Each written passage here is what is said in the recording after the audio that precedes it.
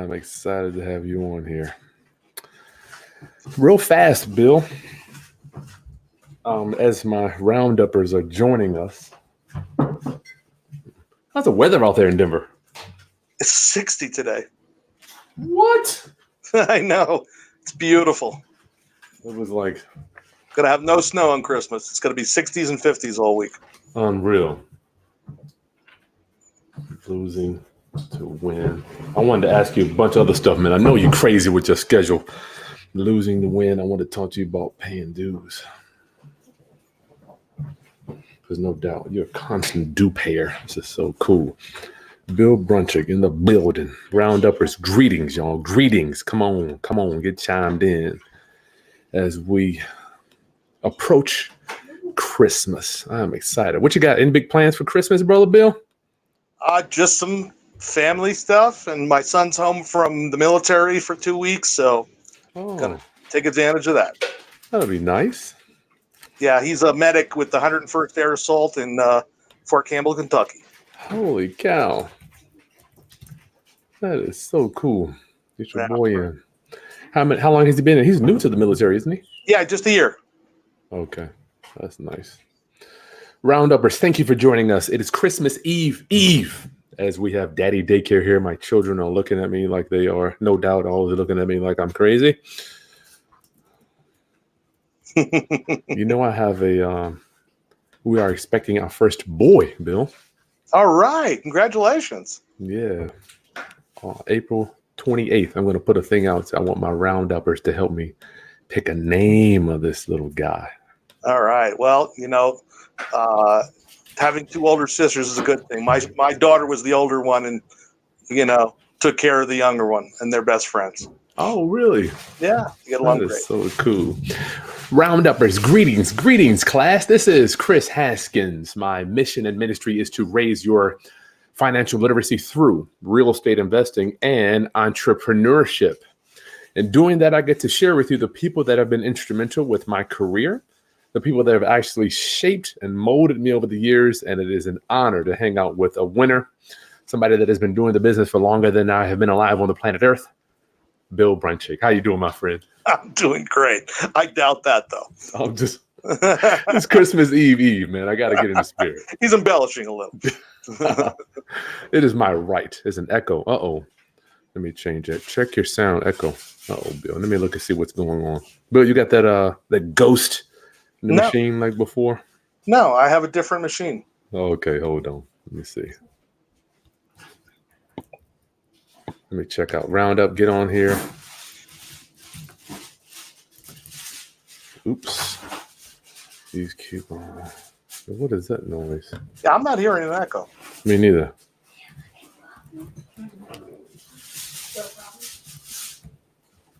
Are you hearing it? I'm checking now.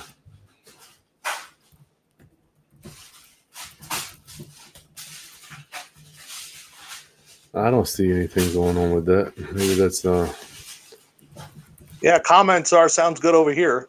It does. Okay, y'all sound okay. Sounds good to me. Someone hearing something on the connection. I don't know. Yeah, it happens, right? What are y'all doing? Rounduppers, it's daddy daycare, so bear with me on the audio. My kids are running around the house, they're going crazy out of school, so this is how it's gonna be. Well, at least it's better than last time, right? Last time we were just last time we had technical difficulties. Bill, give me a little bit for the two people that may not know who you are. We're gonna get to. I'm excited to announce your 50% on Christmas holiday special today. But before we get to all the goodies, tell us who you are and why should people listen to what the heck you got to say, my friend, like I have over the years. I'm Bill Bronchick. I'm an attorney, investor, author, entrepreneur. I should have said entrepreneur first. That's number one. Been practicing law and real estate since 1991, so 28, almost going on 29 years. Man, I'm feeling old. Been investing in real estate since 93, so it only took me 2 years to figure out that, you know what, I probably should do something else for long-term security other than the practice of law. I have multiple streams of income, and even though attorneys get paid a lot an hour, I won't sugarcoat the fact that I make a lot of money as an attorney, but you can only bill so many hours in a day, right? So, if you're lucky enough, someone stumbles in your office all bloody and says, "I think the truck's at Pepsi." But I was never that lucky. So I said, let me do something that some of my other attorney friends were doing, which was instead of taking just fees for everything, get a piece of the deal. That's how I started in real estate. And then I just started investing in real estate, much more close to full time for many, many years, and scale back my law practice. Still do practice law, still do, I've authored 6 books. I ran a RIA group, the Colorado Association of Real Estate Investors, for 18 years, and just spearheaded up the new group in Colorado called the Colorado Landlords Association, dedicated to small and medium-sized landlords. So, mostly just a network and, find more deals and put on probably 500 seminars, done, 1,000 webinars, and just having fun. Well, I got to tell you, Round Up Family, if you don't know, Bill is one of the first gentlemen that actually broke down this subject to thing to me back in 2000. So this is kind of where I learned this strategy.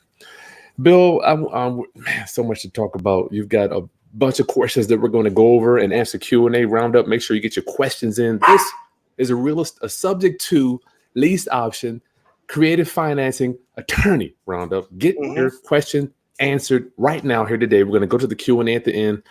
But the thing is, Bill, man, so much. I get emails from my inner circle.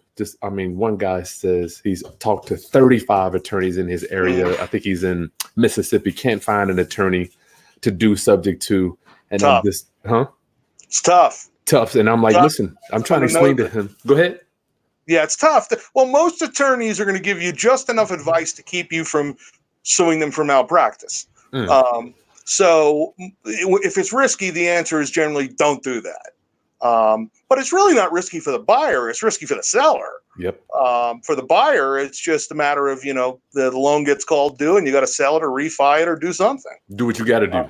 Do what you got to do. And in my 28 years of practicing law, I've only seen it happen twice. And I forgot to mention also, I own an escrow company, a title and escrow company, that I've closed another 1,500 deals through, almost all of them subject to lease option, wraps, all kinds of stuff. And, maybe 0.25% went bad. Wow, 0.25% is amazing. It's a lot of risks in real estate, right? You can have a hot water heater explode and, flood the place. You can have a roof go bad. You can have, trip and fall. drugs and getting arrested, and an ex-boyfriend with a restraining order kicks the front door in. You can have a meth lab. You can there's all kinds of things that can go wrong in real estate, but, it's just a matter of what's the risk and what's the reward. Wow. Well, what advice can you give for my inner circle members, Bill, that are saying, I just cannot find? Here's the thing. I think people are minimizing the task of the language that we're talking, Bill. I think it gets minimized because you and us talk about it. I feel like we talk about it all day, every day. Yeah.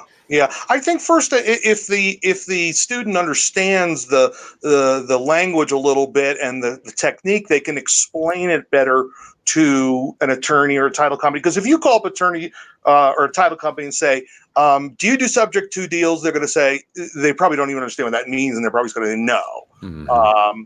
But if you call them up and say, do you do wraps? Some of them will understand what that means, even though those are technically two different things and they're very similar, because wraps were very big in the late 70s, early 80s. And the reason they were done was to preserve a low interest rate. When interest rates went up to 14, 15%, and you had a 4% loan, you'd want to wrap a 4% loan to preserve that low interest rate. Now people just do it because it's just a great way of acquiring property without getting a loan. I love it. I think, and let me just stay here for 30 more seconds, Bill. I just want to beat this into my round-uppers families. You are talking the language of the wealthy. This is the language of the wealthy. Bill, help them kind of get over the hump. Not everybody's going to speak wealth language. Right. Most attorneys are jack of all trades, an expert at none. This is all I do. Real estate, mostly this kind of stuff where we're talking about the creative real estate deals. And I do estate planning and asset protection for my real estate and business clients. And that's all I do. Love it. So I eat, drink, and sleep this stuff. I don't do criminal. I don't do divorce. I don't do, neighbor's cat issues. I don't do that stuff. So I've, focused my efforts on something and become an expert at that. So it's going to be hard to find someone.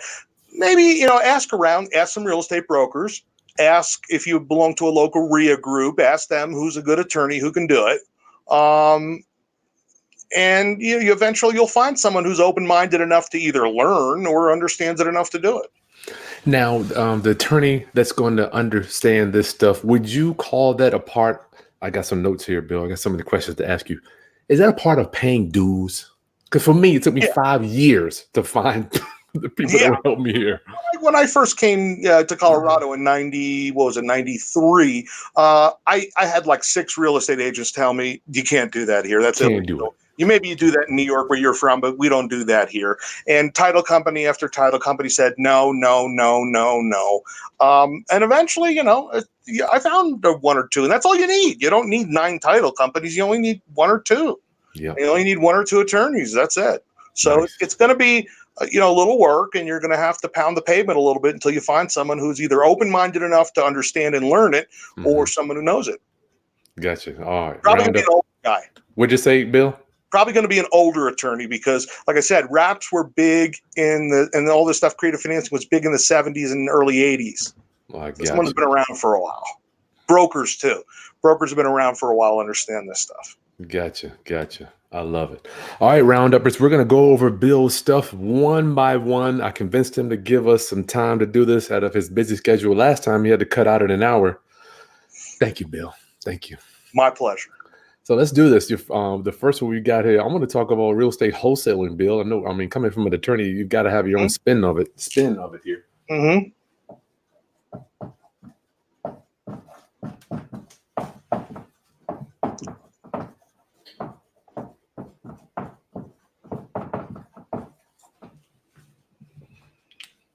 Okay, so wholesaling. Yep. Wholesaling is very simple. It's just buy low, sell low.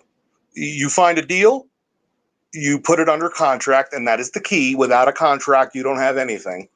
You can't just say, I've got a seller who wants X and I'll refer him to you for a referral fee. You need a broker's license to do that.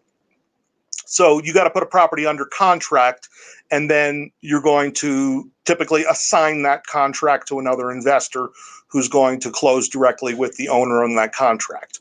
I think where a lot of people fail at this is they doing it the old school way is they're looking for a property that is a junker, that needs a lot of fix up, that they can wholesale to another investor who's going to fix and flip it.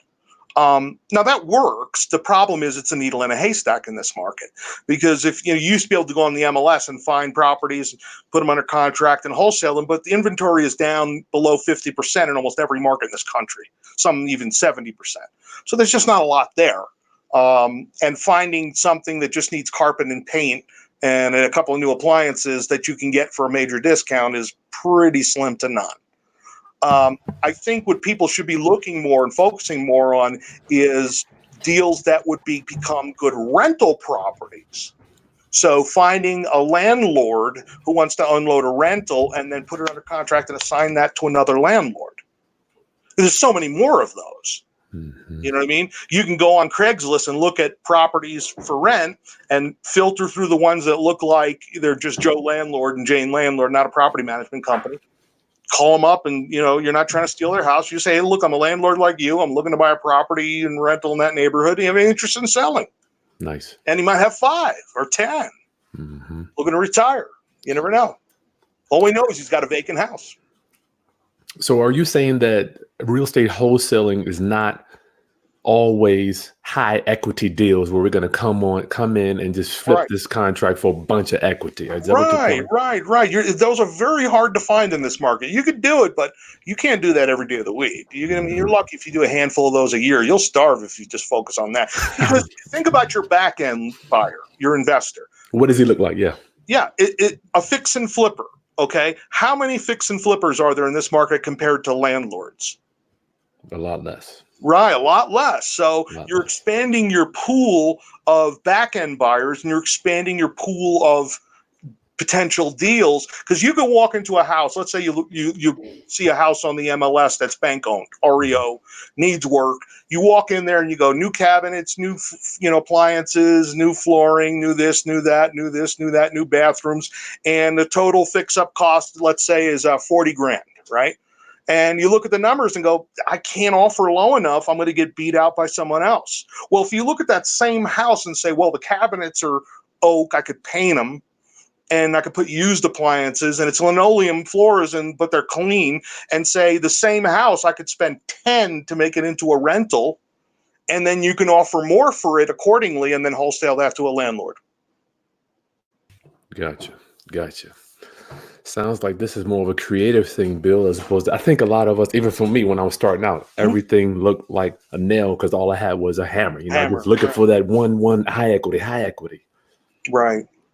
And the third type of wholesale could be something like a subject to, or an owner carry, or a lease option, or some variation of that you can sign up with a seller and then wholesale that to another landlord or another investor or whatever. Nice. So your course that you're going to be giving my Roundup family for 50% off, help me just break it down for us. Is it going to give them the documents, marketing, what do we look for?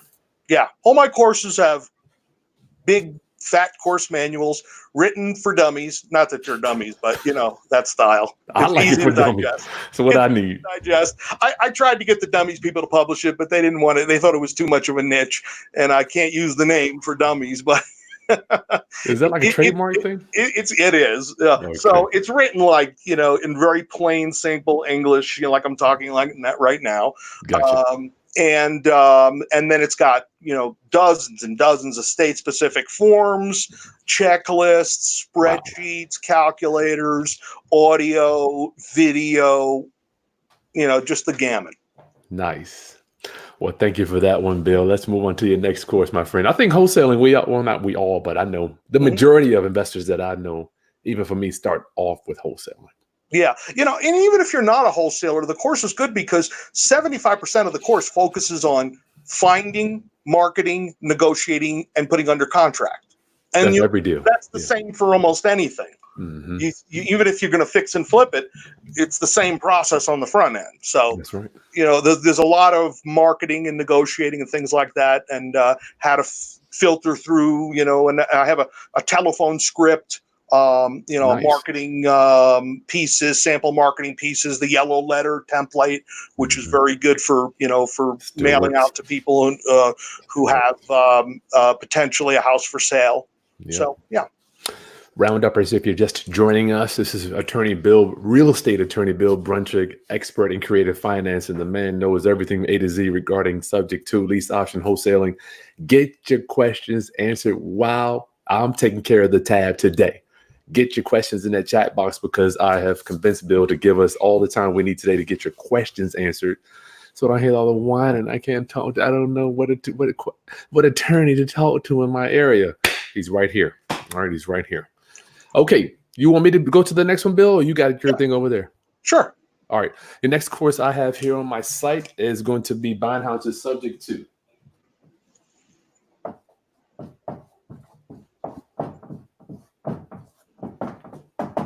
What is buying houses subject to for the people that may not understand the concept, Bill? Okay. So when you buy a house, typically you're bringing in funds, either cash or a loan, and those funds are used to pay off the seller's loan, and then he's going to deed the property to you. And if you're getting a new loan, your new lender will put a new mortgage on the property.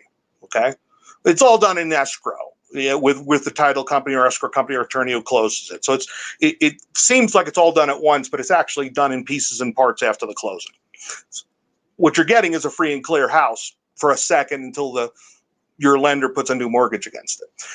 Buying subject to means the seller is not going to pay off his loan. You're just going to give him some money for his equity or no money. If there's no equity, and the seller is going to deed you the property at closing without paying off the mortgage. Okay, that's buying it subject to the mortgage, meaning when you buy, if you actually read a deed, it says you're buying the following property subject to, And then there's a bunch of things they list: subject to unpaid taxes, subject to zoning restrictions, subject to an easement for the utility company. Those are all subject to an existing mortgage lien with that's not going to be paid off. And the difference is that a lot of people understand that you're not going to formally assume it. You're not going to call up Wells Fargo and say, I'd like to take the seller off the loan and put me on the loan. Because you have to qualify for that just like you would any other mortgage. You're not going to tell the lender, you're not going to ask for permission. My mother always said it's better to beg for forgiveness than ask for permission, but it's not illegal to do that. It's just a contractual right that the lender has to accelerate the loan if you don't pay it off and you don't assume it. So if the seller transfers to you and you just make the payments and rent it out or do whatever you want with it, fix it up and sell it, 99.8% of the time, the lender doesn't care as long as they're getting a payment. And the reason that is because we mentioned earlier in the 70s and early 80s when interest rates were 15% and there was a 4% loan you did that with, of course they care. They want you to pay that off so they can lend you at 15%. Interest rates have been flat for a long time. So if you've got a 4% loan and market rates are 4%, why would a lender care? And the answer is they don't. 99.8% of the time, they just don't care. Mm-hmm.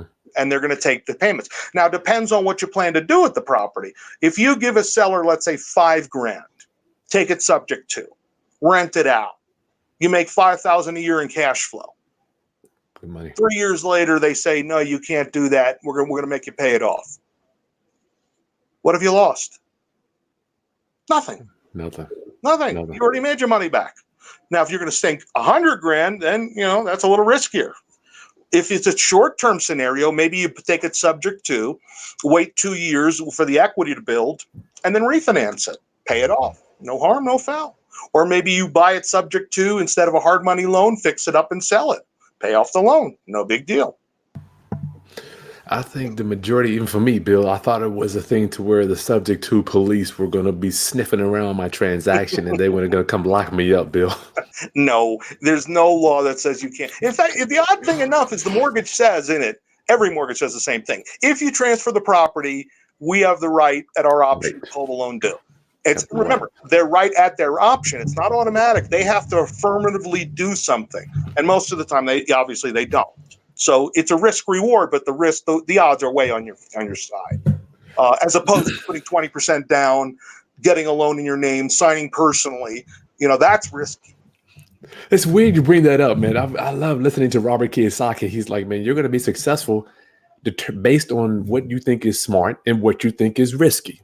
Right. And there's a risk with everything. Everything has a risk. But this is a fairly small risk compared to the reward. Like I said, if you got a property worth $200,000 and they owe $175,000, which really is no equity. If they sold it with a realtor, paid everything off, there's nothing there. Yep.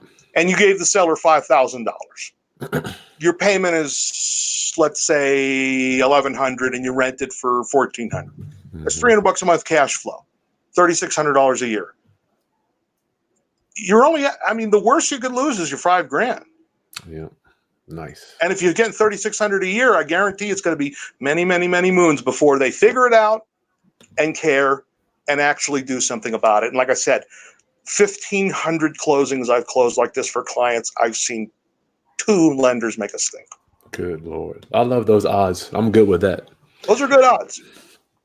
Here's the thing with me. I just figured, Bill, the older I'm getting, I think turning in credit reports, tax returns, dealing with banks, large down payment, to me, that is risky. Of course it's risky. If it goes down 30% in value and you're on the hook for 30 years, that's a big risk as opposed to taking over somebody else's mortgage. Now, typically the seller, is not an idiot.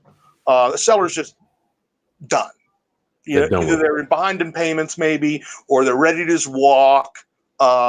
They have no option. So if things went bad and the market went upside down, you can always just give it back to them. Just give it back. Just give it back. What no harm, no foul. I love it, man. I wish I would have learned. I remember it was so much for me. It was so much resistance in this strategy, Bill. I'm like, I'll do that later on in life. I'll always do that later. I'll do that later. The first time I did it, it was like, man, that wasn't too bad. That just No, felt it's kind of actually good. easier than you think. I think most people overthink it, over-explain it, over-intellectualize it, and just instead of just keeping it simple. Now, of course, we're going to have a series of written disclosures like I have in my contracts, explaining to the seller that this is his loan. He's ultimately responsible. It's still on his credit report. If I don't make a payment, he gets his credit hurt. If I don't make any payments, it's going to get foreclosed. That's all disclosed in writing. But, the sellers rarely object to that because what other options do they have? None. You're the only one coming in. Right. If they're 3 payments behind facing foreclosure and I make them up and then keep paying it forward on time, what am I doing for their credit? Building it up, actually. Building it back up. Because if they walk away and get foreclosed, their credit is destroyed for 4 years. In the trash. Nice. Okay, so your subject to course, Bill, is going to give them all the documents that they need. Documents, disclosures, negotiating techniques, all the details. I even have a video on how to fill out the contract, which isn't that hard. I think, let me ask you, so for the people that are just wondering, do they have to have it all figured out, all the documents, how to get it all signed when they meet with the seller, Bill? Is that something they need to worry about? No, they have to find a seller who's motivated, know enough to analyze whether there's a deal, put it under contract, and from there, you can figure out the rest either by hiring an attorney, bringing in a partner, or just reading the rest of my course that you didn't read. A partner. Because it's all there. Just bring a partner and somebody that does subject to around your area. I promise you Or that. just email me. I get emails from my students all the time. You say, I got this going on, and what do I do now? And then I'll respond. Nice. So good luck finding an attorney, who's going to help you. It's easier just to email me. They're out there, man. I don't know what it's. I feel like we're talking about an endangered species or something, Bill. Anyway, it's hard. I'll give you an example. I have disc problems in my cervical. I have bulging discs, and I get pain, and I get shooting pain down my arm sometimes, and I get numbness in my fingers. So there's this doctor I used to go to who would do a very interesting procedure. He would do is usually when they give you cortisone shots, they stick it in the back of your neck. Okay, well, and you're awake. The doctor I went to was a specialist. He would lay me on my back, sort of angled up, put me under, and then he would stick it right in the facets of the joints, right in where it is. I didn't feel it. It was painless. I just woke up and it was done. Okay. And that would work. So I went to my new provider, which is Kaiser. Everyone knows Kaiser sucks. And I said, I want to get that procedure done. And the neurologist said, I've never heard of that. Wow. And they said, it sounds really risky. I go, let me understand if I understand you correctly. You want to rip the front of my neck open, pull everything aside, fuse the discs on the back of my neck, but you don't want me to get a needle in the side of my neck to relieve the pressure? Oh, my Lord, man. So I went back to the doctor, paid out of pocket, and he says, I'm only one of 2 doctors in this state who knows this procedure. Wow. Talk about being aware, right? Yeah. It's amazing. Okay. Well, that's weird you say that. I just went to the chiropractor today, man. It's rough with this neck stuff. Yeah. All right, Bill, your subject to course is at the site Rounduppers. The link is in the video description. You can head over there at any time to check out the subject to course. Bill, next training course I would like to share with my Rounduppers is one of my favorite exit strategies, lease option. Lease option. Now, there's a lot of ways you can do a lease option. One of them is you own a property, you fixed it up with the intent of reselling it, you spent too much, the market won't bear a high enough price to make a profit, and so instead of selling it cash, rent it to own, lease with option, rent to own, same thing, for a year, and then mark the price up a little bit, remove the realtor from the equation because you don't need a realtor. That saves you another 6%. Mark it up 3 or 4 more percent. That's 10%, right? So you went from no profit to 10%. And if the tenant buys it after a year, it's a capital gain long term. maximum 20% rate. If you buy fix and flip, it's the highest tax rate because it's a short-term deal. I've saved many a fix and flip that were about to go bad with that procedure. Chris, you still there? Looks like Chris dropped out, so I'll just keep talking until he gets back in. So that's one way to do a lease option. I have about 7 or 8 ways that I could do a lease option. Another way to do a lease option is to buy on a lease option. So lease a property from an owner with an option to buy, and then you can there he is. You're back? Yeah, I was here. I don't know what that was. Oh, I don't know what happened there. So we talked about the lease with option, to instead of selling cash on a fix and flip. Yeah. The sandwich lease option is one of my favorites. I've done just endless amounts of these. So back to that scenario, the $200,000 house where the guy owes $175, he's got a low payment of $1,100 PITI. Rent it from him from $1,100 a month, covers his payment. You have an option to buy for the balance of his mortgage, $175. Sublet it at market rent, $1,400. Give your tenant the option to buy from you at, let's say, $210. Okay, you're going to mark it up a little bit, not a lot, just a little bit. That's only 5%. There's no realtor fee involved. You're going to get from your tenant a non-refundable earnest money, not first, last, and security, non-refundable earnest money up front, which is going to be about 2 to 3% of the purchase price. So in $200,000 house, $4,000 to $6,000.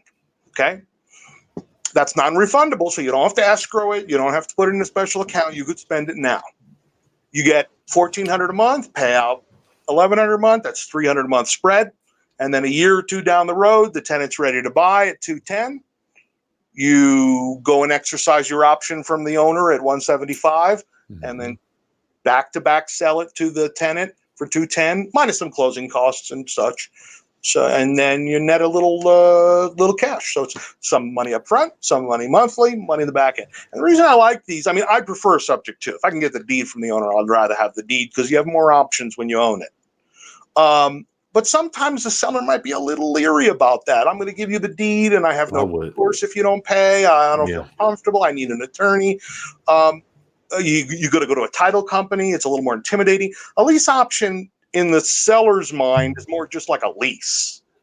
Smells like one too. Smells like a lease. So you're going to give him first month's rent and maybe a security deposit of 1 month, or first and last, which you're going to get right back from your tenant over the next few months. Yep.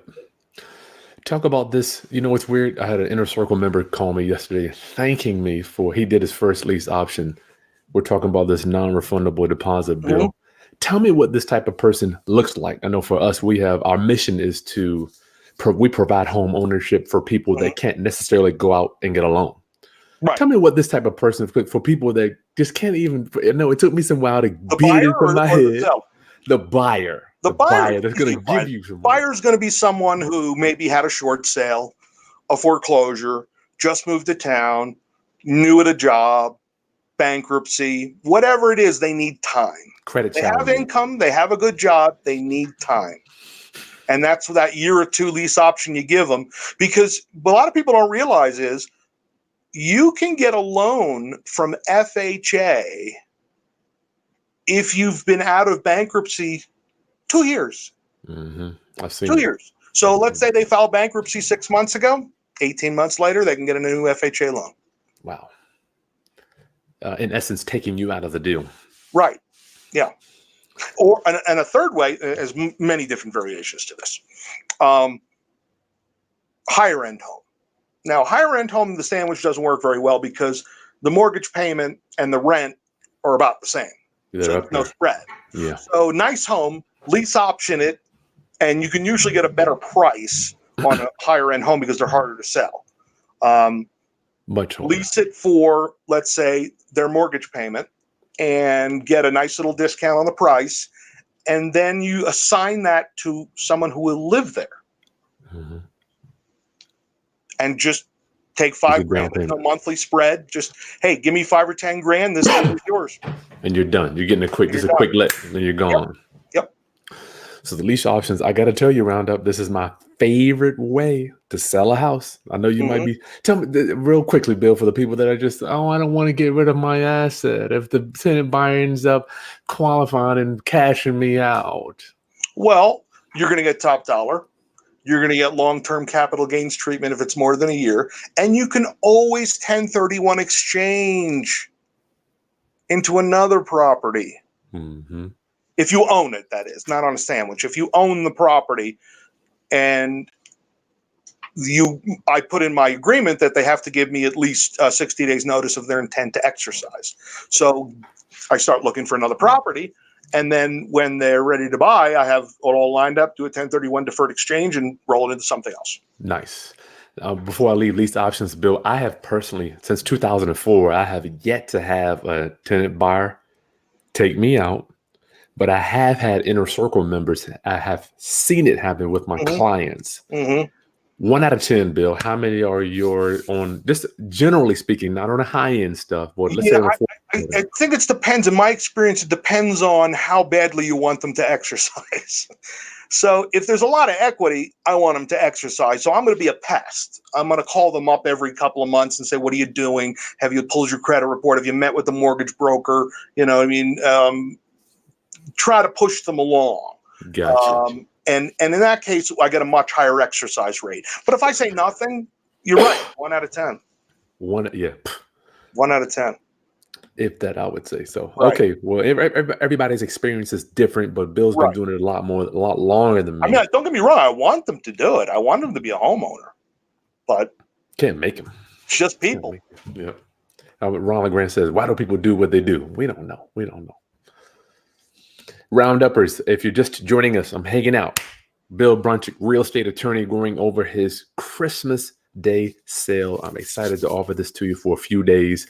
Next course I'm looking at here on my site that you're giving 50% off, Bill, is going to be your land trust course. My favorite topic to talk about. Mm-hmm.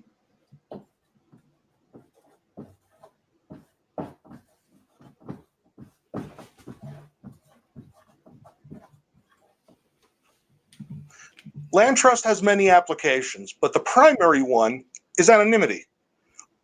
If you own a property in your own name, foolish, they know where to find you. Even if you have a property manager, they'll look it up. If you have an LLC, they'll look it up at the state and see who the owner is, even if you have a property manager, and they'll knock on your door. Guess how I know that? If you put it in a trust has no public place it's filed. There's no registered agent. There's nowhere to look up who the beneficiary of the trust is, the real owner. So the idea is you use it's not like a living trust where you call it, the Chris Haskins Living Trust. We're just going to call it 231 Main Street Trust.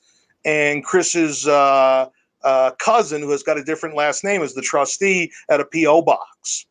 Because Nice. you don't need a physical address like a registered agent, like a corporation or LLC does. Mm-hmm. So there's nowhere for them to look it up. How did you get hip to this, Bill? We are no doubt. I'm just imagining how many attorneys. I mean, I'm teaching this to attorneys, Bill. Mm-hmm. I'm literally Yeah. sitting down with the attorney. How did you come up on this stuff? Well, actually, I didn't come up with this. The Chicago Title came up with this.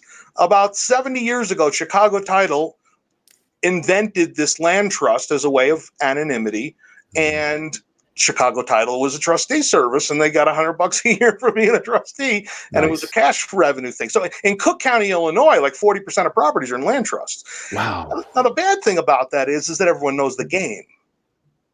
Well, everyone knows the game in Illinois.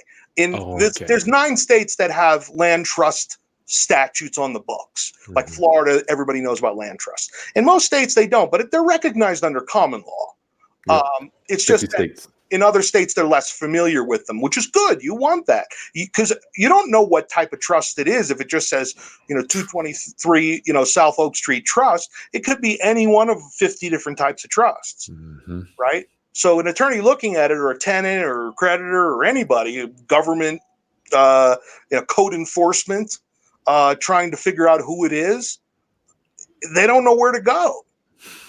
Man, powerful. Yeah. So for the states, Bill, that you say the statute isn't there. I know some people are saying, well, I'm in Pennsylvania and you can't do that here. Or I'm in New York. Right. No, you can do it. There's only 2 states that expressly have said in court cases we don't recognize land trusts, and that's Louisiana and Tennessee. Gotcha. But I'd use them anyway. Yeah, I've A got clients. modified version. People still using them though, Bill. That's what I'm trying. I have a modified version for those states. Nice. Well, the revocable grantor trust. I mean, I think it could be called so many different names. Right. Just don't call it land trust. And then the title company person's head will explode because they'll say, "Oh, we don't recognize those here." But if you just say revocable or grantor trust, I go, "Oh, okay." Same crap, Bill. It's the same thing. They don't get it. They think they get it, but they really don't get it. And it was my obligation to help get the word out. Okay, so this course here, you got the docs going to walk them through it, how to fill it out and all that stuff. Yeah, I got a state-by-state guide that shows either the statute or the court cases that have said we recognize land trusts. Like California clearly recognizes land trusts. New York does. Texas does. Just about every state. Louisiana and Tennessee are a little bit problematic, but I have a modified version of that. Thank you, Bill. Those states. For all the people that I'm just imagining, I mean, Bill, literally, what I'm doing now, I have a trustee service where people just mail me their trust and we fill it out and send it back as the trustee, right? But people in the different states, I feel like it's a broken record. They are going to the attorney or title company and they're saying, you can't do this here. I mean, Bill, what can you do to help these people, brother? Well, use the right language. Say, like I said, revocable trust, grantor trust. Gotcha. They get that. At least they think they get that. It's familiar language. Gotcha. It's like when you say subject to, they go, as opposed to, do you do wraps? Oh, yeah, we do wraps. Gotcha. Nice. Rounduppers, let's continuing on with Bill's Christmas sale. Oh, man, this is nice here. Christmas sale from a Jew. What'd you say? Christmas sale from a Jew. Thanks for stepping outside the box, Bill. Thank you, no problem. JT's okay with me. That's cool. Creative real estate finance. You know what the difference between Christians and Jews are, don't you? Just the Jesus Christ thing, right? You guys you buried Jews pray to God. Christians pray through Jesus. Jews get everything wholesale.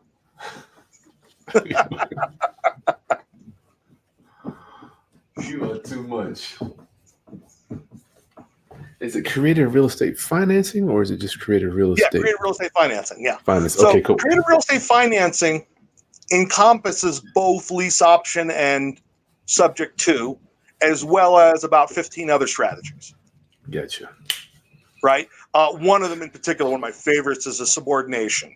Subordination. What's that, Bill? Just so people don't know. Let's say you go to a seller who owns the property free and clear, and everyone goes, "Oh, well, you carry," and they go, "Yeah, but I want 30% down." Now, if the reason they want 30% down is they don't trust you, then that's a trust problem. You got to learn to negotiate better, build trust. But if they say, "I need 30 grand down because I need 30 grand," fine.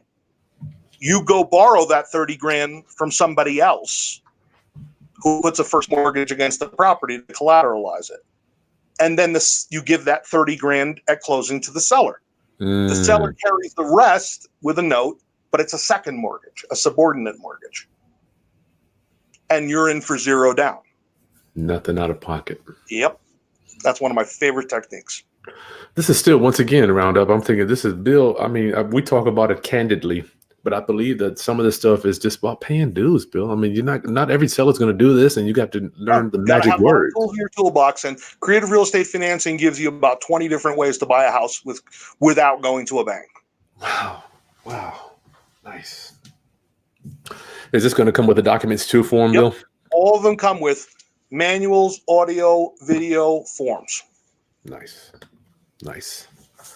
Okay, small apartments.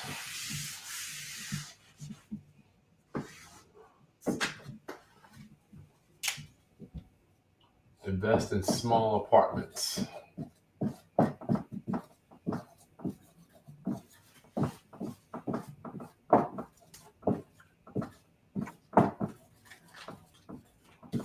Rounduppers, if you're just joining us, once again, I'm with Bill Bronchick. He's given us 50% off every one of his real estate trainings. The link is in the video description below. If you got any questions, put it in the chat box. So, Bill, you can get them answered right now from a subject to lease option attorney. Bill, small apartments, what you got for us? This is exactly what you think it is. It's investors who want to get started with buying anything from a duplex up to small apartments. Would be 25 units is still small apartments. Valuing small apartments is different than valuing single family homes. Single family homes, you go by comps, comparable sales. Multifamily or income properties, you got to learn the income approach, which means you got to understand terms like gross effective income, net operating income, internal rate of return. And I go through all of those in the course. And I have some calculators in there, some Excel spreadsheets that help you do that, and analyze what a deal is in apartments. Not every deal is a deal. But by the way, the creative financing and investing in small apartments go together very well, because a lot of the same techniques you're going to buy. When you do 1 to 4 family, that's single, duplex, triplex, fourplex, that all qualifies for Fannie Mae residential financing. Okay. 5 units and up is commercial financing. Gotcha. But most banks don't want to deal in small. They want big loans. Most Bigger lenders money. want to deal in, 100-unit apartment buildings or California numbers where you're talking about millions of dollars. Gotcha. So if you're dealing with a 10-unit apartment building in Indiana, which is probably worth, $600,000, $700,000, $800,000, most lenders don't want to touch that. And because of that, a lot of sellers will do creative financing because they know that. So where this course is this helping us understand some of the negotiation strategies for the financing? Yeah, and I have commercial contracts, leases, checklists, due diligence checklists, what you do between contract and closing for due diligence, different ways to finance properties, different ways to bring together partners to do it. Gotcha. Lots of detail in that course. It's fairly math intensive, but it's not anything harder than 9th grade algebra. So are you saying that so the if you failed algebra, you got to take a quick refresher here. Okay. Are the majority of these small apartment owners also in the finance game too, regarding owner financing type stuff? Yeah, because it's hard to get financing for small apartments. Gotcha. A lot of lenders don't want to touch it. It's a specialty loan. A lot of credit unions will do it, small commercial banks, but a lot of the big players don't want to touch small loans like that under $1 million. Gotcha. So sellers are usually more open to owner financing, creative financing. Master lease option is a technique I talk about in there. How to master lease an apartment building. Wow. I've heard of that one. I never did that one. I've heard that one. Yeah. Well, think about it. If you got to put 30% down, which is typical in a commercial deal, $1 million deal, that's $300,000. And then you got to spend another $200,000 to renovate it. That's $500,000. What if you leased it from the owner with an option to buy and gave him $25,000 down? Right? Yes. That's a lot less than $300,000. You do your magic, you get 3 or 4 years lease option, you go in, you do your magic, you fix it up, you raise the rents, and then you can go either refinance it or exercise your option and sell it. Gotcha. Options. Man, I love the terms, Bill. When we talk, man, I don't know. It just seems like I'm talking to a friend. These terms. But when I go in the street, it's like, what the hell? What are you talking about? Do you still get that, Bill? Or is this, you've been doing it forever and everybody you hang around understands the lingo? No, nobody understands what the hell I'm talking about. Okay. So I'm not the only one. No. Most people understand it because I explain it.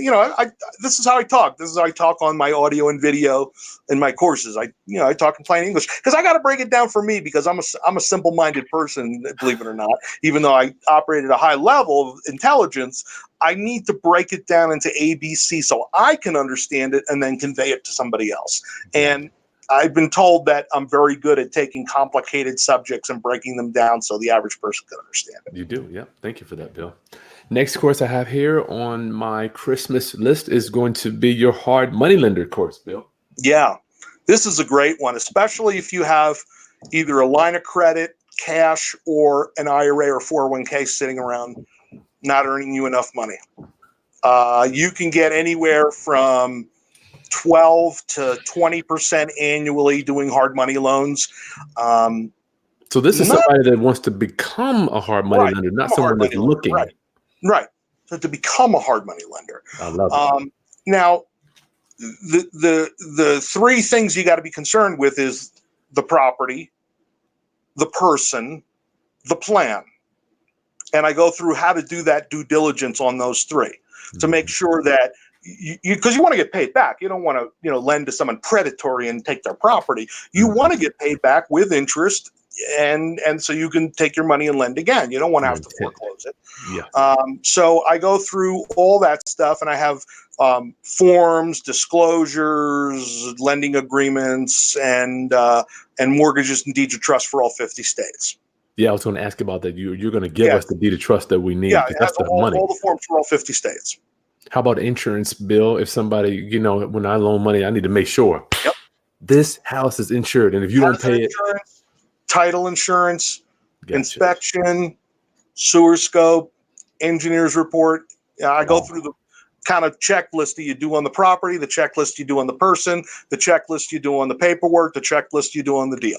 Nice. Wow. Right. Don't lend on anything. My bottom line is don't lend on anything that you wouldn't want to own. You want to take back. Say that again. Well, expand on that a little bit. You wouldn't want to own. I've made that mistake, and I did. I one time kick the tires, even though you have an appraisal. Kick the tires. Go look at the house. And I did that once where I took an appraisal, and I was too lazy to drive an hour to Colorado Springs, and I got burned. Tell us about that. Was it an ugly house? He defaulted. I got the property back, it was not what I thought it was. It was in a bad neighborhood. The next block over was like all these gas stations and oil change places and car mechanics. It was bad.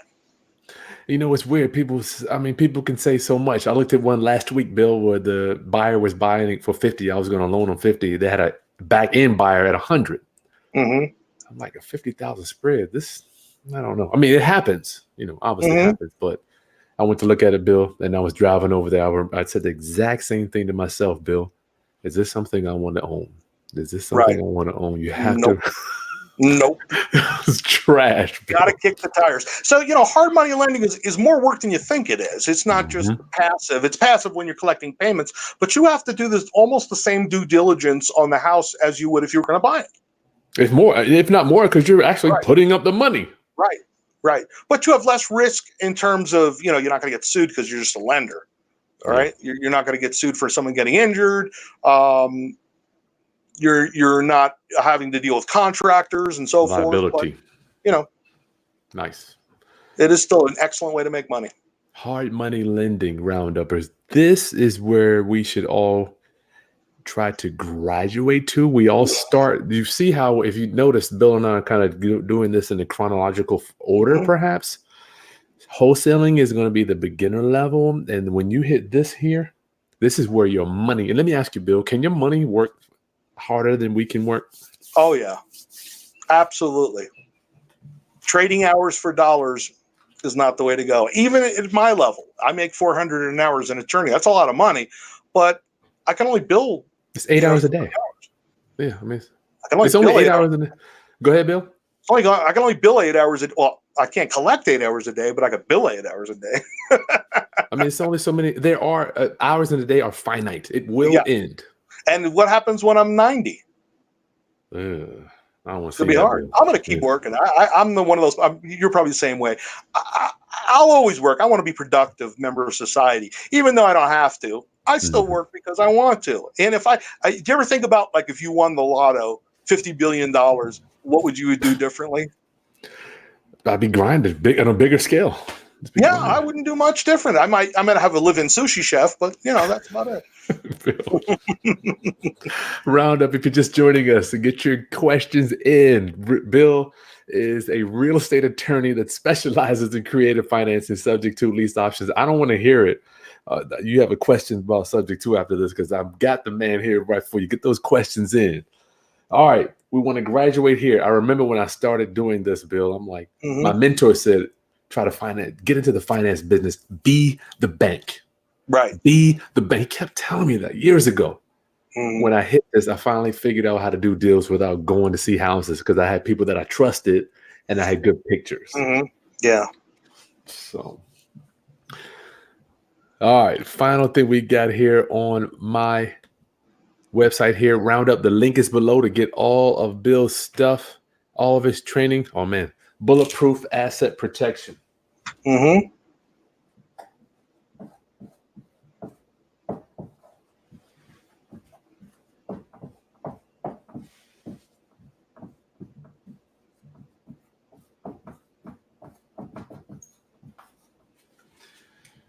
What you got for us on that, Brother Bill? All right. So this one is all about using different entity structures to protect yourself from liability, from lawsuits, from judgments, taxes, ex-spouses, ex-business partners, the IRS, and whomever is trying to get what you got. It's an old expression: the higher you climb the flagpole, the more you show your ass.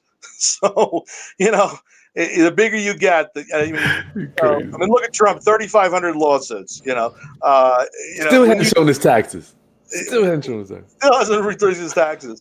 But he's been sued. He's also, from what I've heard in business, kind of a prick. And that's why he gets sued a lot.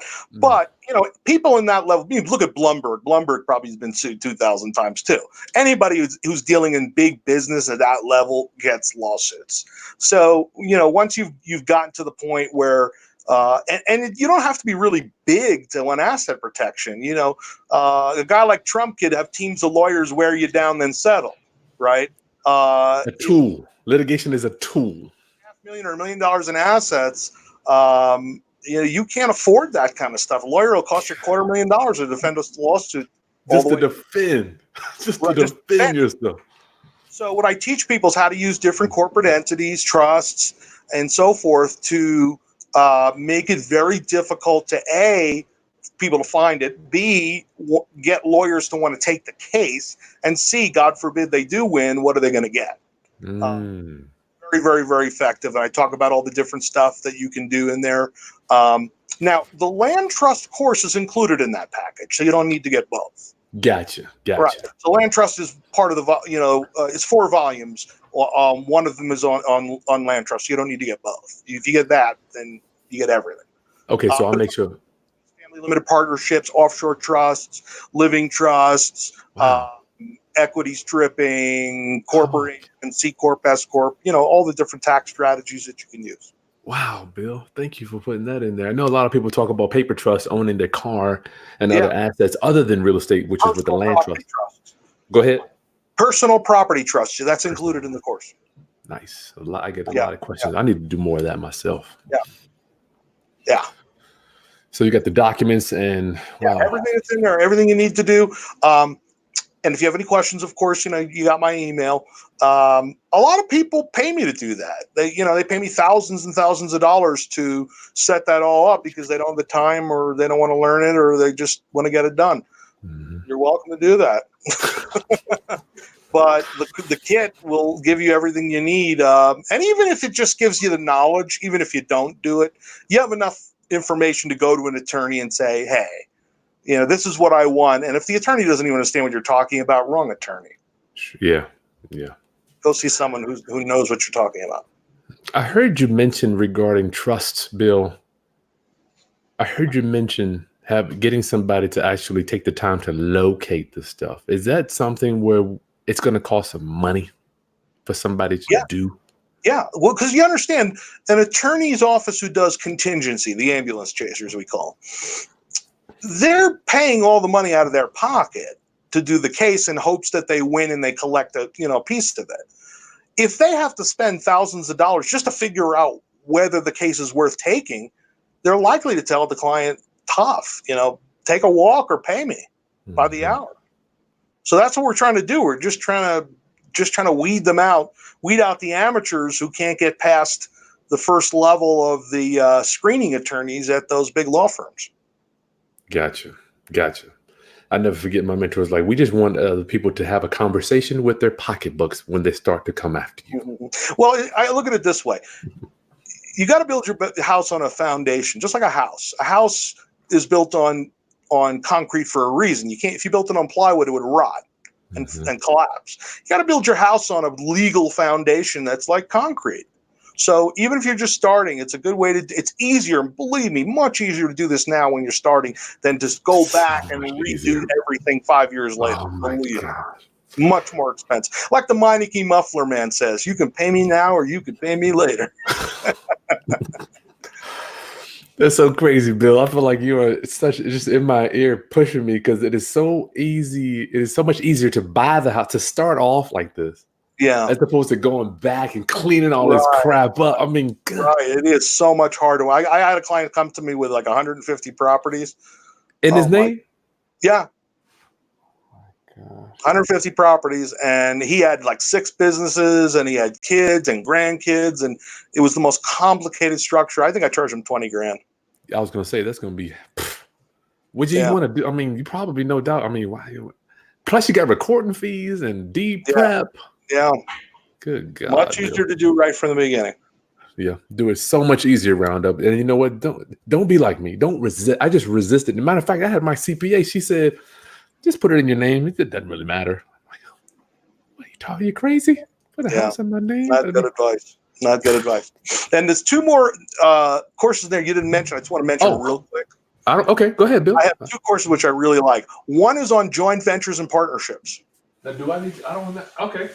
Is my JVs and partnerships. Okay.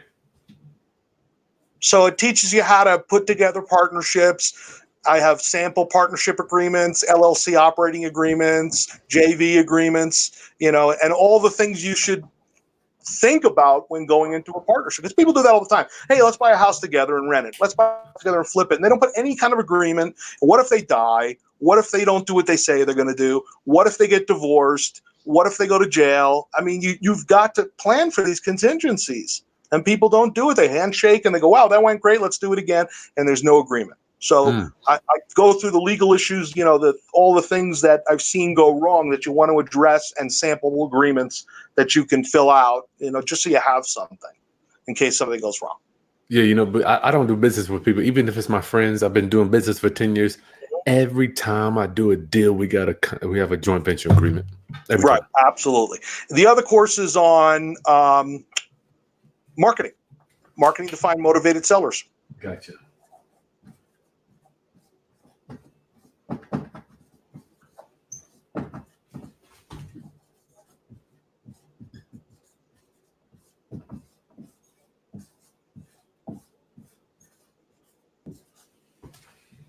Marketing to find motivated sellers. So this is exactly what you think it is. It's all the different ways, about 25, 30 ways to find and flush out motivated sellers. Different marketing techniques, different negotiating techniques, mailers, signs, and a million other ways. I'm not going to give them all away. Okay. So this is going to be the people that we're shaking the trees, see who's going to be willing to sell us the property at these terms and or discount. Right. Nice.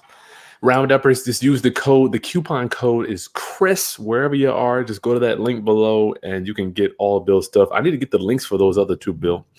We probably go over that real quick at the end. If you click on the store on my Legal Wiz page, it's all there. Oh, okay, cool. Roundup. It's all there. And let's do it. Make sure they know it's. I'm sure they know, but if they don't, KRIS. I put it if you look below the thing. It's okay. There may be a few newbies who don't know you as Chris. That is true. KRIS. You're right. It's weird. People still email me KRIS. I don't know. Yeah, so you never know. I've been called worse. Rounduppers, make sure. Email me and call me Will. Nobody calls me Will. It's Bill. William or Bill. This is so cool. Thank you for your time, brother Bill. Roundup. If you're just joining us, I'm hanging out. Bill Bronchick is starting his Christmas sale. Starts right now. Use coupon code Chris right in the video description, KRIS. And let's get to some Q&A, Bill. Is that okay? Yeah, absolutely. Let's do it. Get your questions answered by a subject to lease option, creative finance, hard money lending, asset protection, attorney. That's a lot. Mm-hmm. Let's see what we got here. Christmas is in 2 days. Christmas Eve. Subscribe to YouTube channel. Lewis. Hey, Lewis. Found a house in pre-foreclosure, but the homeowner is in bankruptcy and is willing to subject to the property. That's cool. Should I mess with a seller that's in bankruptcy? That's a good question, Bill. Excellent question. Yes, but here's the catch. When someone, I assume this is a Chapter 7, right? If they file a Chapter 7, all of their assets now belong to the bankruptcy estate, which is in the charge of the bankruptcy trustee.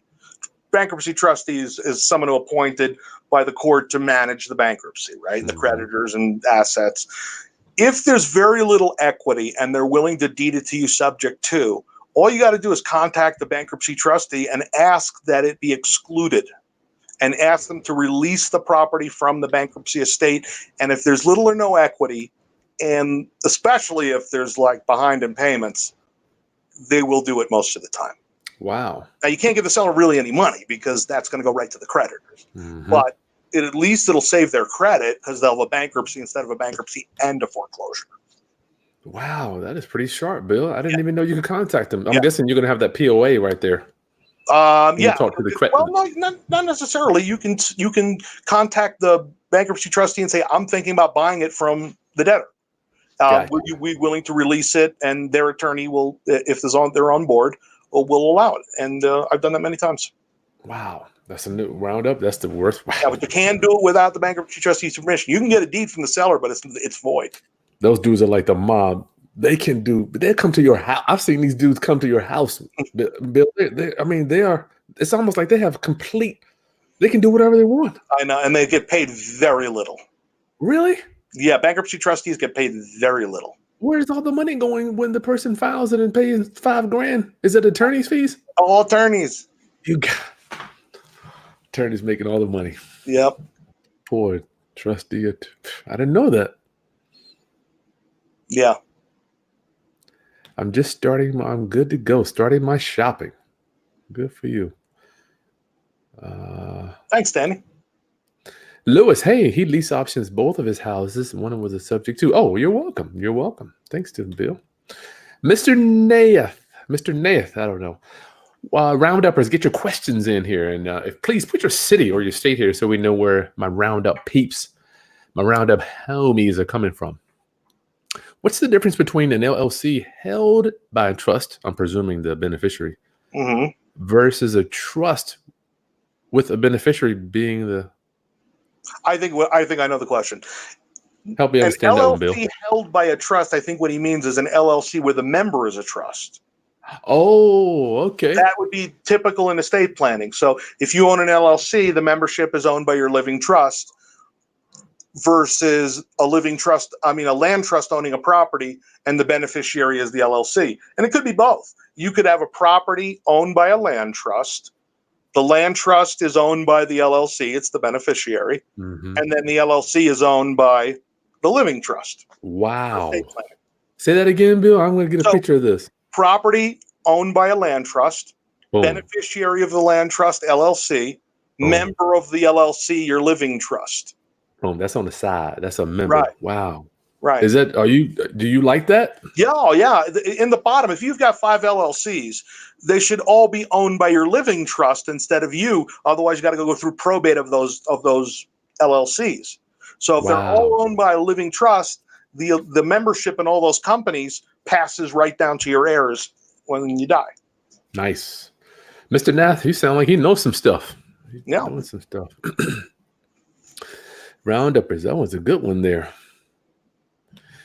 Bill, is the train... Oh, Julio. Hey, Julio, is this training course updated or up to date or older recordings? 1941. No, it's all up to date. I mean, some of it's 2 years old, but nothing. If nothing has changed, I haven't updated it. Gotcha. Or usually, I might have a 2-year-old video recording with the manual and the forms updated. But gotcha. It's the bottom line is it's current. Gotcha. Good question, Julia. CDL, studying made simple. Bill, do you offer coaching on building a system on how to find and approach subject twos? I do. I recommend getting the course first and then email me a few questions. And if you want to take it further, we can talk about it. Nice. The Diva. Hey, the Diva. How do you transfer personal property into a trust? The same way you would transfer it to anything else. So let's say a car, title, right? Mm-hmm. If you have an RV, you got a title. You have a boat, you got a title. Now, if you don't have a title, let's say you're transferring your guns. You do what's called a general assignment. That's when usually when you do estate planning, you anything that doesn't have a title, you do what's called a general assignment. So you say, by this general assignment, I assign everything in my house, all my furniture, all my personal property that doesn't have a title into this personal property trust. Nice. How do you reduce? Oh, I guess Diva. How do you reduce capital gains? Wow, that could be so much. Good gracious. You got a comment for that, Bill? Well, one of them is to hold it for a year. Another way is to use a C corporation, which maxes out at 21%. Another way is a 1031 exchange.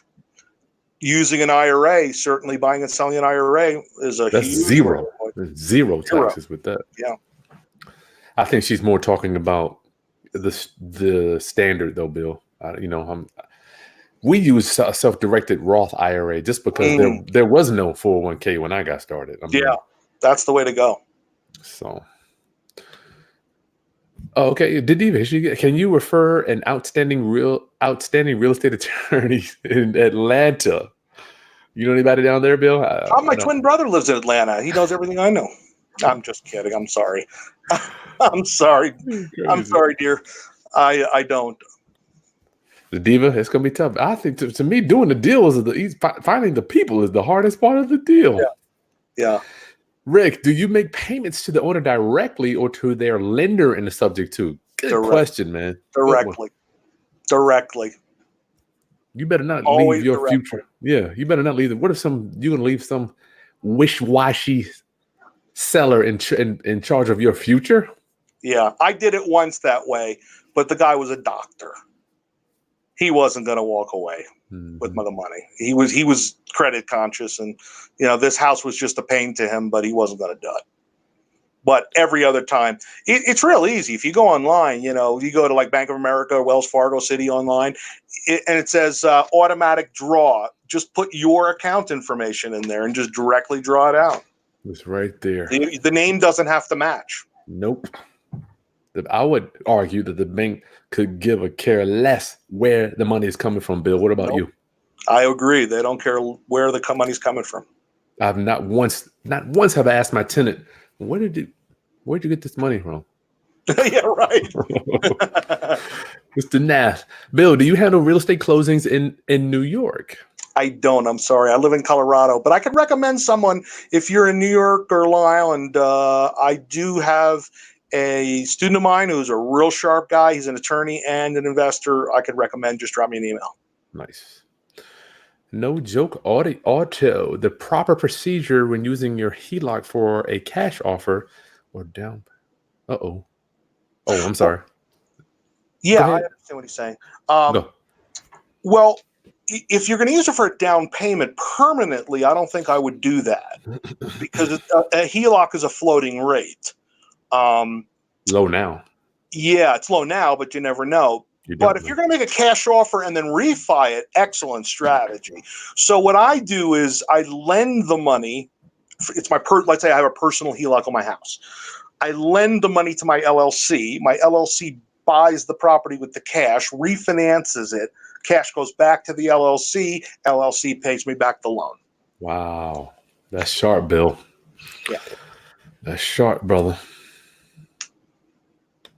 Julio, hey, what happens when the seller doesn't want to sell at the end of the term of a lease option? Good question. Good question. You whack them. What we do up front is we escrow a deed. What is that? Giving people that don't know what that means, Bill. The seller signs a warranty deed to the property that a third-party escrow title company holds an escrow with instructions, give the deed to Bill when he's ready to pay, so they can't renege. Can't back out. That's smart. Wow. Yeah, that happened to me once where I had a seller who died, And the son didn't like the deal because it was so many years earlier, the property going up in value. He thought he can milk me for more. So I called up the attorney holding escrow. I said, do you have a title company? He goes, yeah. I said, can we close on that deed you got in escrow? He said, sure. No, I need to back up a little bit, Bill, because I need to get the framework for my viewers that don't know what strategy we're talking about. Is this a sandwich? This is the sandwich lease. So this is where the seller roundup. A lot of people are. This is a problem. This can be a major problem if you don't have that. If the seller can renege, or die, or disappear, whatever. Or whatever. So we hold the deed in escrow, for that contingency. That's sharp, Bill. That is so sharp, man. I love talking to you. It's always something new. Always something new. You got the deed right now. So that means tomorrow, if God tells you that you don't like me anymore, you can't just go and say, well, Chris stinks. Right. Good. That's a good one. Julio, you gotta do a super chat. That should be worth $2 right there. What do you think, Bill? Yeah, that's a good question. Jerman, am I crazy for not liking lease options? There's no real exit strategy, and the wording in most forms disguises it as a sell. In the eyes of the IRS and litigation, that is a no-no. There really is an exit strategy. If I assume you're talking about, well, it doesn't really matter whether it's a sandwich lease option or you own it and you're selling a lease option. The exit strategy is the buyer buys it. If he doesn't buy it, that's not my fault. But if I want him to buy it, I'm going to push him along to buy the property. And especially if the market goes going up in value, he's going to exercise. Okay. Now, the disguised sale, it rarely happens. It's got to be a really long lease option where there's a declining balance, like that looks and smells like a mortgage. So IRS has recharacterized these things, usually in a commercial setting where there's like $1 buyout at the end. Of course, that looks like a sale. But like a 2-year lease option for market price, there's very little chance the IRS is going to call that a sale, or a court to call that a sale. Yeah, even the case, it would have to be picked up. Somebody would have to inform them, right? I mean, who was going to even be looking for this stuff? Right. Well, it'd be IRS, not so much, but you worry about a court saying that you'd have to foreclose the tenant if they default, which I've almost never seen happen. Yeah, man. That's why we do lease options, right, Bill? Instead of owner financing. You throw them out when they don't pay. I ain't doing no foreclosure. Mr. Nath, I've heard of savvy investors going unrepresented by an attorney. One attorney does all the closings. What are your thoughts on that? As an attorney, I always have to tell people you should use an attorney. Don't be greedy, about paying an attorney's fee. They're the cheapest thing in the transaction. They get paid 1/3 of what a realtor gets. And it covers your butt. Now, does that to say that you should never do it? No. A lease option you could probably do if you have the right forms. You could probably do without an attorney. But a closing, like a subject to, just pay the attorney. I have clients that I've closed 20, 30, 40, 50 deals for. Wow. And they still pay me. And I don't charge that much. It's, for a typical closing, $1,500 to $2,000, that's money well spent. And what they do is they get a credit back from the buyer for half the fee. Split it. Sharp. So it only costs them half. That's sharp. Mr. Nath, I've heard of it. Oh, we did that one. Sorry about that. Rick. Hey, Rick, does the creative real estate financing course include lease options, land trust, and wholesaling? Bill, does it include any other course methods? Not wholesaling, but it does include lease options. It does have the land trust form, and it does cover subject to. Gotcha. And other stuff. Creative financing, man. Your life opens up when you learn this stuff. I mean, I call it. No bank is going to finance building your empire, Roundup. No, they don't care about your empire. You have to get smart and savvy to learn how to build your own empire. And this is the creative financing way to do it. No joke. Cannot figure out where to enter the coupon code. When you check out. Yeah, it's in the checkout, right, Bill? Yeah, there's 2 pages to the checkout. It's on the second page. Gotcha. No joke, Otto. Sorry about that. Roundup, if you're just joining us, I got to make sure I keep saying this stuff, Bill, because people coming and hopping on and off. We're here with Bill Bronchick with his Christmas sale. It will last until Friday, and you can go to the link in the video description below. Use the coupon code Chris to get all of his courses 50% off. Thank you for Right. coming. And if you're Jewish, today is the first day of Hanukkah, so just put the word Hanukkah if you could spell it. No, kidding. Just put Chris. Jermaine, just as the lease obligates the landlord to rent it as long as the tenant doesn't breach the terms, true, the option forces the seller to sell if you exercise it. Oh, only the buyer can pull out. That's true. Right. Unilateral. That's true. Unilateral. That's true. The buyer is locking me in as the landlord to buy the property at the agreed upon terms. If he doesn't buy, it's his choice. It's his obligation. But I am obligated to sell if he tenders the purchase price. Hence the word option, correct? Yes. Kristen, hey, Kristen, can you talk about IRS 453 deferred sales trusts? Wow. How to create cash flow without being taxed on deferred and deferred taxes on profits. Yeah, when you sell like on a lease option is not a sale, typically. If you sell with owner financing on a wrap, an owner carry, a contract for deed, it's an installment sale under 453. Now, here's the thing. You don't pay capital gains up front. You pay capital gains on the principal as you receive it. So you're spreading out the capital gain over the term of the note, 30 years. You are paying taxes on the interest each year you receive. Okay. That's two separate taxable things. Two different rates too.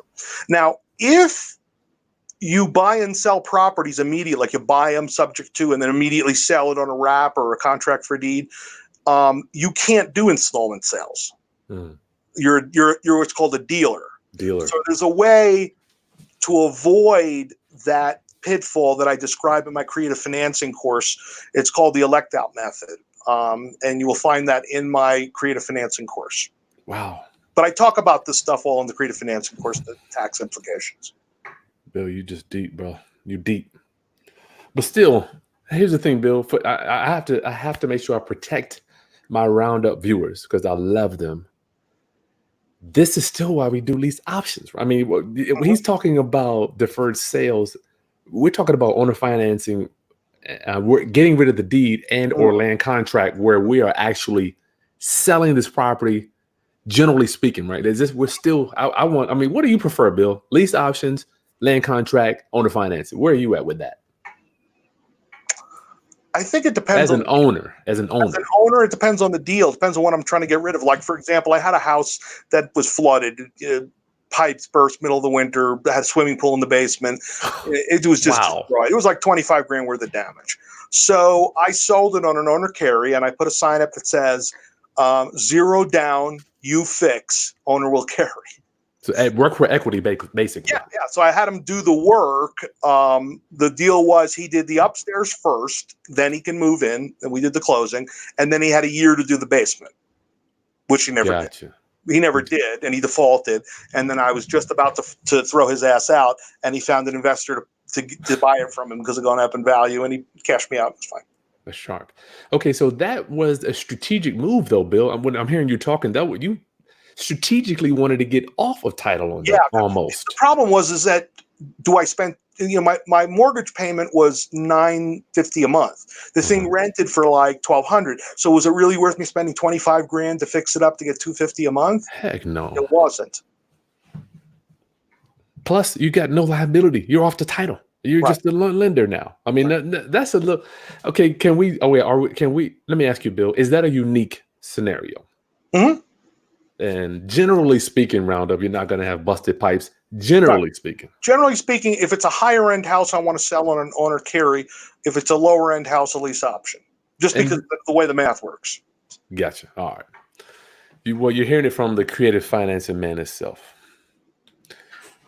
The Diva, can you transfer the money from profits into the sale into an directed IRA to divert some capital gains? Hey, babe. Nope. Cannot. Nope. Go ahead. Stay there for a minute, Bill. IRA has to own the house. You can't just say, I own the house, I want to shove it in my IRA and sell it. You can't do that. The IRA has to buy the house. There are two ways I'm going to ask Bill if he could just quantify this for us. Contributions and profit. If we could just maybe just break that down. Right. Contributions is that $6,000 or $7,000 a year you put in. and profit is what your IRA makes with the money. Okay, those are the two ways to get money in. There's actually a third way, which is borrowing. I didn't know that one. Your IRA could borrow money. That's right. You can borrow money. Right, That's you can borrow money. The diva, you're thinking, but we don't. That divert. We don't even use the IRA. I know where you're at, Bill. I've been there trying to figure out how am I going to get money in my IRA. Right, we have to figure out how to get it in there. We don't do. My philosophy is. Let me ask you, Bill. What would you think about the philosophy of we don't do contributions? We focus on profit. Yeah. I mean, if you have something like a 401k you want to roll, that's great. More seed money. But you don't have to put a lot of money in an IRA to make a lot of money in real estate. You don't have to buy a property cash. You can do a subject to, a lease option, any deal that you can do with a little bit of money down can be done with a little bit of money down in an IRA. So like a sandwich lease option costs you a couple of grand, right? Your IRA could be in the middle of the meat and the sandwich. Wow. That is so sharp, Bill. Round up. Bill, I feel like you're teaching today, bro. You teaching. Dung Tai. Hey, Dung Tai. Bill, what's Bill? I don't know. What's your email, Bill? It's bill@bronchick.com. Bill@bronchick.com. No doubt you've got a contact us button on the page there too. Yeah. Cammy. Hey, Cammy. Is there a way to trade inherited mineral rights for a piece of property? I don't know. Yeah. I think she means mineral rights in a property. Oh. Yeah, absolutely. Mineral rights are a piece of property. Property encompasses the bundle of rights, possession, the structures, the airspace, the water rights, the mineral rights, easements. There's so many pieces of ownership of real estate. And a lot of times when deeds pass, especially in my part of the country where there's a lot of mineral rights, oil rights, things like that, they usually exclude them. So there's like 6 chain of deeds in the chain of title over 100 years that says excluding mineral rights, which means technically someone can come back 100 years later and say, hey, we're going to drill into your property because there's oil there or there's mineral rights. Wow. Usually it doesn't happen, but yeah, wow. Got to be on the lookout for that stuff. Yeah. Good question, Kimmy. Jessica. Hey, Jessica. Why do I need to go through an attorney for a subject to? Why can't I just pay the title company to do this title search, use a notary, and sign over the deed? Give it to him raw, Bill. Come on, man. Don't hold back, bro. It's not for the reasons that I watched the movie Contact the other night. You remember the movie Contact with Jodie Foster? And remember, she's going to go into the thing and go through space. So they hand her this thing, which is like something that can kill you, right? She's like, why would I want to kill myself? He goes, you could be stranded, you could be marooned, something can go wrong. There's 1,000 reasons why I could think you'd need this, but it's mostly for the reasons I can't think of. Wow. Pretty good. That's thing is, for us, Jessica, and I know we have the attorney here on the line with us. I want to pick the phone up. I want to say, Bill, handle this. I want to give him a few dollars if something happens when the seller comes back. Because to be honest with you, sellers, they can be, I love you sellers if you're watching, they can be wishy-washy. Emotional, high stress, mortgage payments, and all this crap. Then they see you walking around, you got money, you did the deal. Then they say, that dude Bill bought my house and made $20,000. He turned it to. They could want to come back and ask some questions. All I want to say, Bill, in that case, Bill, tell us about that. What that would look like if you were dealing with that. Yeah, so I was the attorney. I'd be reviewing the title report. I'd be reviewing the notes, the deeds, the trust, preparing disclosures. Answering questions. And you got to think about what's the best use of your time. I get $400 an hour. That sounds like a lot, but you get more when you're negotiating a deal. Mm-hmm. You can make $20,000 and it took you 10 hours. That's $2,000 an hour. Why focus on the $400 an hour? Yeah. Focus on the $1,000 an hour. So if you close it out, Bill, being the attorney that closed it, and then the seller says, I don't understand this subject to thing. Bill, do you have a fee to just come back and explain it to the seller again to know? And even if they hired an attorney to come back to say, well, this wasn't right. Right, because I'm the attorney. I'll pull the file and say, no, I remember this closing. Here's the disclosures. Here's everything they signed. Yada, yada, yada. All written down, explained by an attorney. Right. Jessica, that is the big reason. We want an attorney. You don't want to explain anything to. I got out of that business a long. Bill, us as investors explaining stuff to I would Plus, say, it makes them feel warm and fuzzy. there you go. As an attorney closing the deal, even though I'm not representing the seller, but they just feel like this is more legal because an attorney wouldn't be doing anything that's a scam. Can't. Well, you don't want to. Here's the thing: the judges look like us. We're investors. All right. The judges look. I don't know why, but Bill, you know the stuff. They Explain look it to- down on attorneys. How do they? No, I'm saying we're the buyer. We're the investor. The seller's right here. The judge is going to say. I know. Go They ahead, always Bill. look at Explain you as that. the bad guy. The guy who has the money is the bad guy. That's how judges think. Most judges are liberal, and they want to right wrongs and punish bad people who they think took advantage. And All right. Latasha, hey, as a newbie with no properties yet, you got that energy. Do you think the markets are becoming oversaturated? some, but so what? Where do most restaurants sit? Right on the main With other drag. restaurants. The main drag. Right, the main drag with five. You go into a food court. Where do restaurants do better, in a food court or somewhere else by themselves? They do better in a food court. There's more choices. Nice, Latasha. I would say, Latasha, no one can beat you at being you.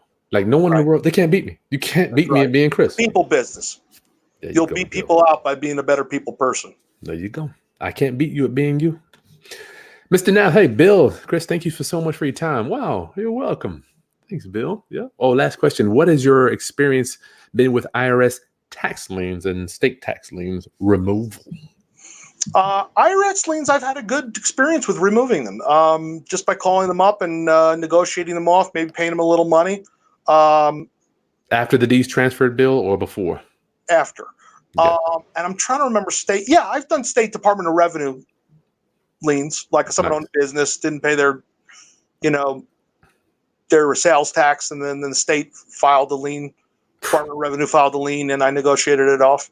If they're in second or third position, they're just like any other judgment holder. They don't have much. Mm-hmm. Rick, hey, Rick, what are the best states to file an LLC if you are wanting to protect your personal identity? Colorado's one of the best, believe it or not. They don't ask for any information about who the managers or members are.